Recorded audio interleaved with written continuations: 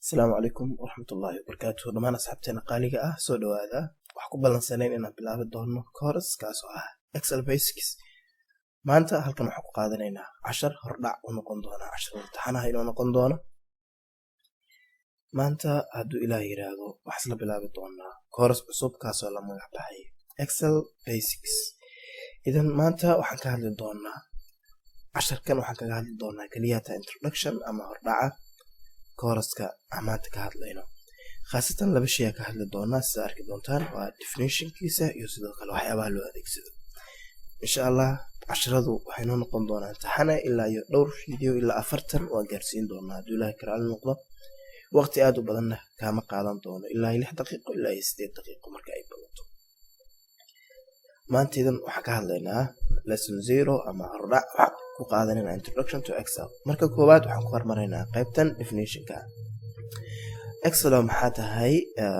marka koowaad Excel marka laga hadlaayo waa shirkadda Microsoft ayaa bixisa waa program kaasoo soo bandhiga data xog ayuu soo bandhigaa.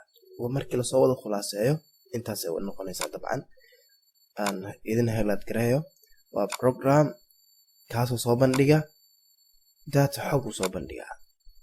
datadaas laba noqon kartaa ama text oo qoraal ah ama numbers ay noqon kartaa. sometimesna sawiro iyo graphics iyo wax baa lagu dardaraa. wuxuuna ka soo bandhigaa qaab table ahaan u soo bandhigaa. tablekaas waxaa lagu magacaabaa worksheet. insha Allah waa arki doonaa worksheet maxaa la yiraahdaa workbook mid la yiraahdo inoo soo socda waa arki doonaa. idan marka qeexitaan gaaban hadaa ka bixino waa program kaasoo soo bandhiga xog intaas ay ku eg tahay bis. waa program kaasoo soo bandhiga xogtaasi waxay noqon kartaa text ama numbers. sometimes sawirada oo lagu daraa graphics oo lagu daraa charts waxyaabaha oo dhan. qaab nooc u soo bandhigaa marka table ahaan u soo bandhigaa worksheet. worksheet waxaa loo yaqaanaa table leh rows iyo columns ayuu leeyahay. waa kala baran doonaa insha Allah hadduu ilaahay karaali noqdo. intan waa isla fahanaa rajeynayaa.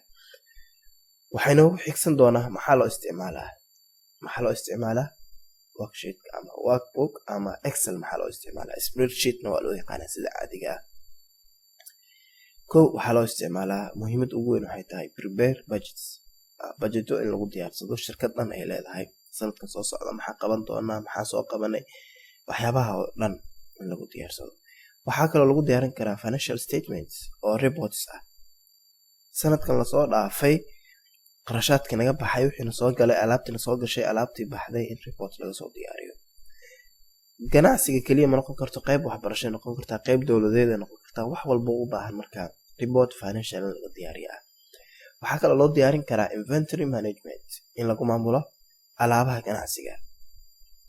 waxaa kaloo loo isticmaalay insha Allah mid u arki doonaa waxaan oo dhan. waxaa kaloo loo isticmaalaa create charts in lagu sameeyo charts ama graphics wax loo yaqaano oo ah reportka marka la diyaarinayo in lagu daro charts ama xariiqmo ama graphics wax loo yaqaano kuwaas oo ku sahlaya fahamka ka fahminaya reportkan waxa uu yahay. markii qoraal qaleel lagu siiyo iyo markii sawiro lagu soo bandhigo graphics iyo charts qurux badan yani fahamku kala duwanaana. idan marka programkan wuxuu ku sahlayaa in xogtii ama reportka aad bixinaysa u soo bandhigto qaabab kala duwan oo markaa isticmaalaya charts iyo graphics.